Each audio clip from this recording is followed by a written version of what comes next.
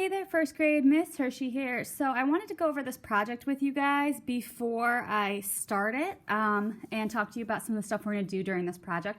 So this is our watercolor project. This is a pretty big scale project. As far as if we did this in person, it would probably be a 2 to 3 day project. So I'm going to give you guys probably 3 weeks to do it. So here's my final project, my chameleon with my watercolor, and there's a whole bunch of different watercolor techniques on this painting. So I'm going to go over them with you just so you can see what they are, see what they look like, and then decide if you want to try them. They are all, of course, shown in the second video. So we'll start with the simplest, which is dry brush. So dry brush is these leaves right here, and that is where you just paint wet watercolor onto dry paper.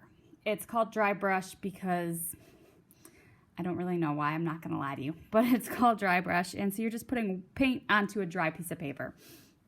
The next one is wet on wet.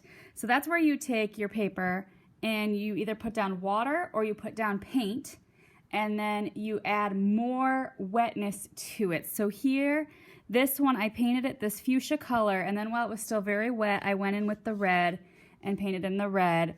And then same thing with here, I used a lot of paint and my red kind of bled over. It's a wet on wet technique. We also did crayon resist, which we've done before, I believe, in first grade. So crayon resist is where you put down crayon and you paint over it.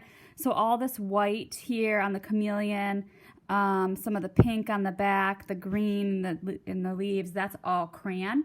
And we painted over it, and the watercolor, of course, resists it. They don't want to be friends with each other. So they are not, and they don't blend together well, creating these really cool effects where the crayon does not take on the paint. We also did marker bleeding.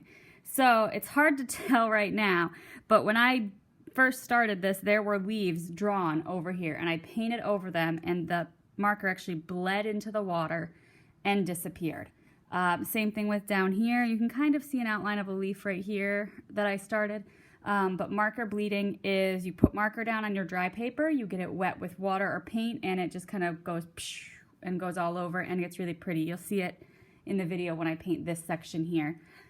On top of that, this section has been salted. So these little firework looking areas and these dark spots, that's salt. I put some sea salt down on my paper, and what it does is it sort of repels the paint and pushes it away and causes these little effects. And then when you're done, you brush it off so your paper's nice and smooth, which I've already done here.